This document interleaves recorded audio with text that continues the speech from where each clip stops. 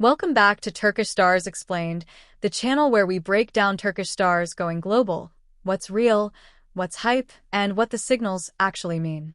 If you're new here, hit subscribe and turn on notifications because we drop both quick updates and deep dives that help you read the industry, not just the fan posts. Today we're talking about a very specific streaming era signal that people constantly misread. When a major platform like Prime Video starts showing a title page, listing, or visibility around a show like Sandokan. And because this is Yaman, the big question becomes super simple and super loud. Is this the moment Yaman breaks America? Or is this another online wave that looks massive inside the fandom, but doesn't actually cross over? In this video, I'm going to do something different from the typical, OMG, it's on Prime reaction. We're going to decode what a Prime Video listing actually means, how these pages appear, what it suggests about distribution and timing, and most importantly, what needs to happen next for Sandokan to become a real US market breakthrough. So here's the roadmap. Listing versus launch. What a Prime Video page does and does not mean. The rights and regions puzzle. Why you and your friend might see different things. The Prime Video machine. How visibility is created or killed. Why Sandokan is built for event marketing on paper. The Yaman factor. What breaking America really looks like in 2025. 3 realistic scenarios for what happens next and the exact signals to watch. Alright. First point. A listing is not a launch. A Prime Video listing can exist weeks or months before a title is truly available to stream. Think of it like a storefront being built before the shop opens. The platform needs to prepare the metadata, the synopsis, cast, genres, images, trailer slots, age rating, audio tracks, subtitle tracks, and internal tags that control where the title appears. And here's a big streaming reality check. Prime Video is not a single catalog. It's a global interface with regional shelves behind it. That means 2 people can search the same title and have totally different experiences. One person sees, included with Prime. Another sees, not available in your location. Another sees, available to rent/buy. Another sees it attached to a channel add-on. Another sees a release date that's different. This is why a listing is a signal but not a finish line. It tells you the platform has the title in its system and is preparing it. That can mean rights are finalized or almost finalized. It can mean they're building the page early for search and discovery. Or it can mean the title is available in one market and coming later in another. So if you saw Sandokan listed and thought, US breakout confirmed, slow down. But if you saw it listed and thought this is nothing, also slow down.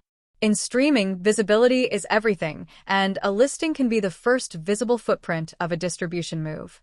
Now let's talk about the rights and regions puzzle, because this is where most of the confusion comes from.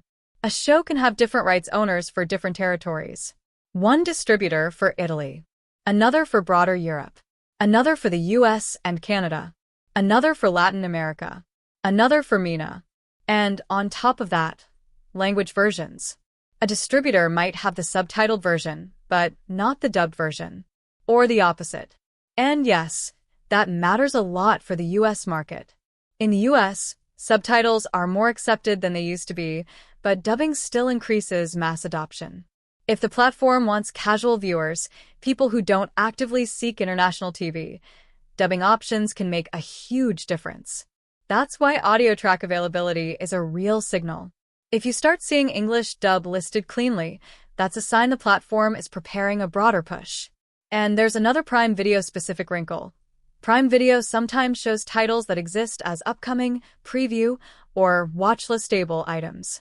Platforms love watchlist behavior because it's predictive. If a lot of people add a title to their watchlist before release, the platform can justify giving it more placement. So, yes, fans adding Sandokan to their watchlist can matter. Not because it magically creates a hit, but because it creates early engagement signals inside the platform's own ecosystem. Now, before we go further, here's a quick 30-second checklist you can use when you open a Prime Video listing. This helps you separate real rollout from basic placeholder page. Checklist. Does it say included with Prime? Or does it say rent/buy? Or does it say available via channel? Does the page show a trailer or only a poster? Do you see multiple audio languages, especially English? Are subtitles listed clearly? Is there a release date and episode count? Is there a season 1 structure already mapped out? The more complete the page, the more likely the platform is actively preparing a proper release. A bare-bones page can still become something big later, but it's a weaker signal. Okay, now let's move to the Prime Video machine. How a show becomes visible or invisible. Here's the harsh truth. In 2025, plenty of good shows fail because nobody sees them. The real battlefield is not quality alone, it's placement. Prime Video has different visibility layers. Homepage hero banners, top of the app, premium real estate. Category carousels, new and noteworthy, action and adventure, international, and so on. This is why key art matters. If the poster looks premium, it signals big show. If it looks niche, it stays niche. If it looks like a low-budget international import, casual viewers might skip it even if the show is actually great. Now here's an important point people don't talk about enough. Prime Video often behaves differently than Netflix. Netflix tends to force discovery when it decides to push something. It can blast it into your face with top banners and #1 in the US messaging. Prime Video can absolutely push too, but it also has a massive catalog and a mixed marketplace model. Some titles are included with Prime, some are rentals, some are channels, some are add-ons. That creates friction. And friction matters. Because the average viewer hates surprises. If they click a title and it turns out to be rent for $3.99, many viewers bounce. If they click and it's included, they stay. So the included with Prime badge is not just a detail. It can decide whether casual discovery turns into actual viewing.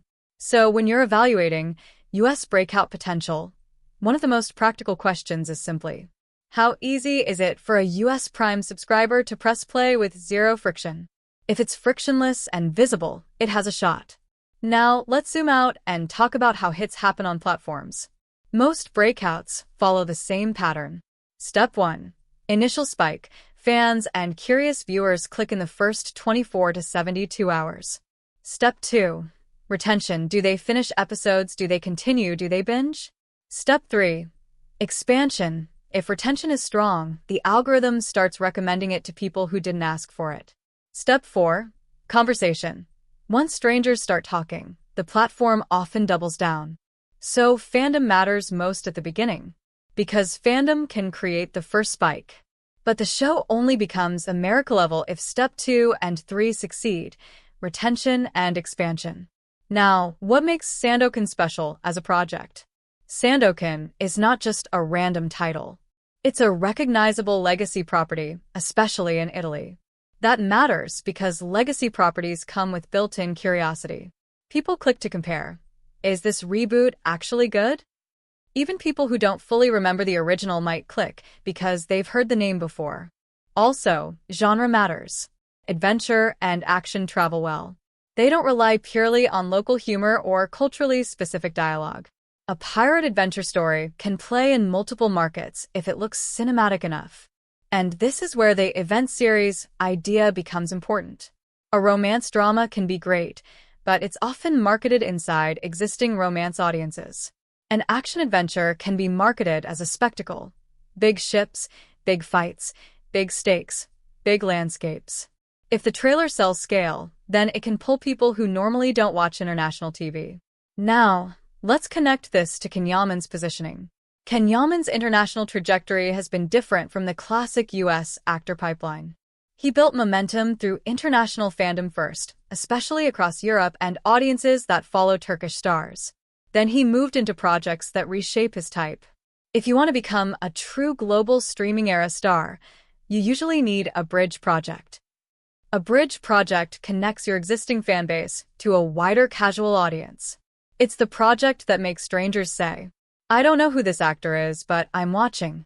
Sandokan can be a bridge project because it's not just romance fandom energy. It's action-adventure branding. It gives Yaman a different silhouette as an actor, leading man in a big-scale genre. And here's something important. In the US, international fame doesn't automatically convert. US audiences tend to adopt international stars through the content first, then the celebrity. They watch a show, then they Google the actor. Not the other way around.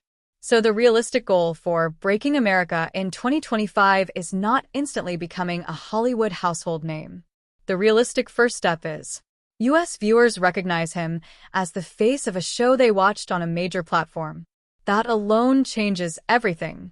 Because then interviews happen, press happens, social clips travel, and casting conversations can start. Now, I want to address one more thing: pace and format. If Sandokan drops weekly, it can build conversation over time. Weekly releases can create appointment viewing and give the algorithm multiple chances to push it. If it drops all at once, binge behavior becomes the key. Both models can work, but they create different kinds of momentum. Weekly drops can feel slower at first but grow steadily. Binge drops can explode fast but also fade fast if the conversation doesn't stick. So, if you're watching the rollout, pay attention to that format. It tells you what kind of momentum the platform is trying to build. Alright, time for a quick myth versus reality section because the internet is a hype machine. Myth number 1. If it's listed on Prime Video, it's a US launch. Reality: listings can be regional, pre-release, or metadata preparation. Myth number 2. If Twitter is exploding, America is watching. Reality: fandom energy can be huge and still be a bubble. The key is non-fan discovery. Myth number 3. One headline equals mainstream success.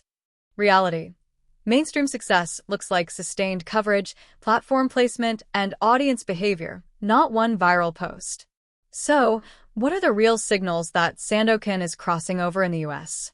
Here are the signals, in order of importance.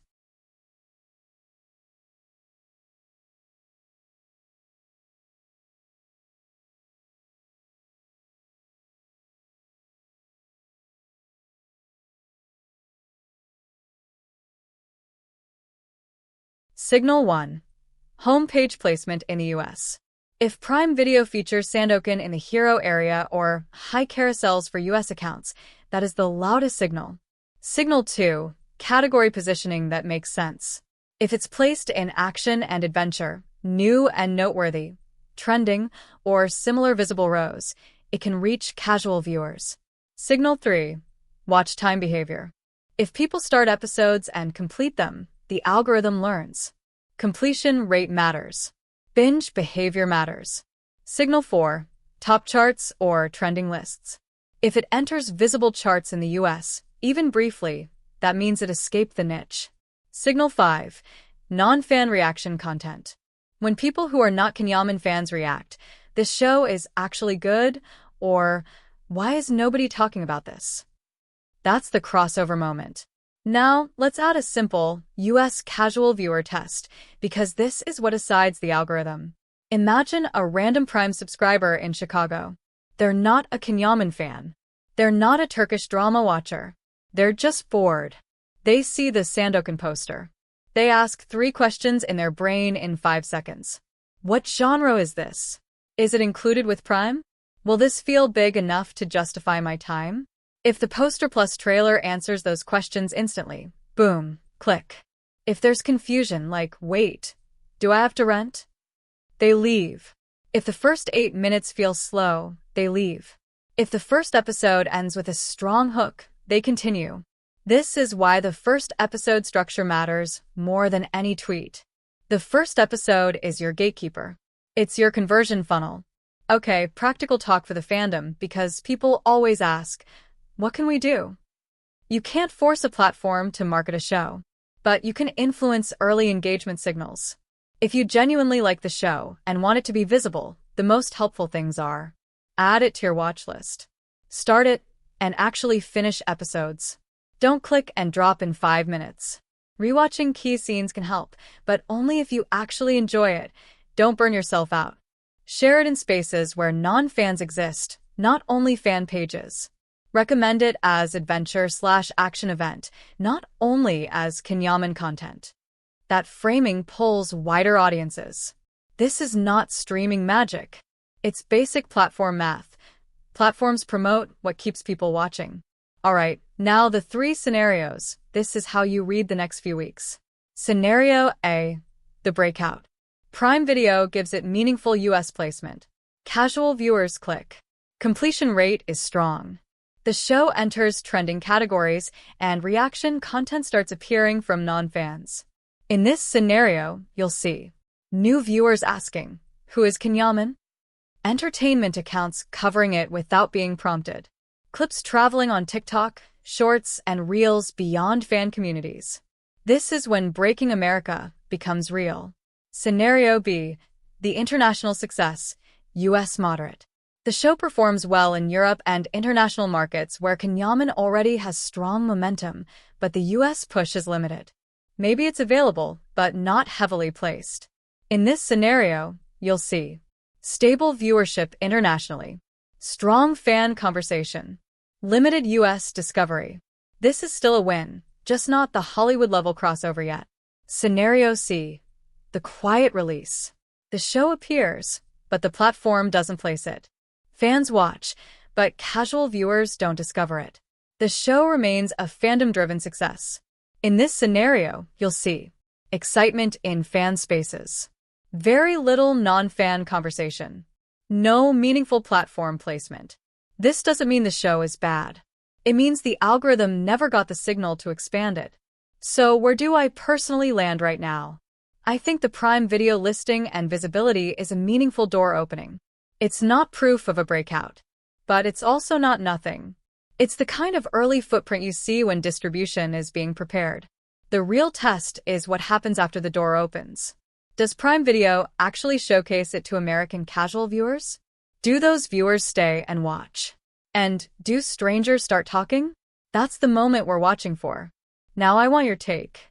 Do you think Sandokan has what it takes to pull casual US viewers, people who don't follow Turkish star news? Or do you think it stays mostly an international hit anchored by the fandom? Drop your opinion in the comments. And if you want me to do a follow-up tracking the signals, US placement, trending rows, and audience reaction, type follow-up and I'll make the next video. Thanks for watching Turkish Stars Explained. If you enjoyed this breakdown, hit like, it helps more than you think, and subscribe for more updates and deep dives. Stay curious, stay sharp, and I'll see you in the next one.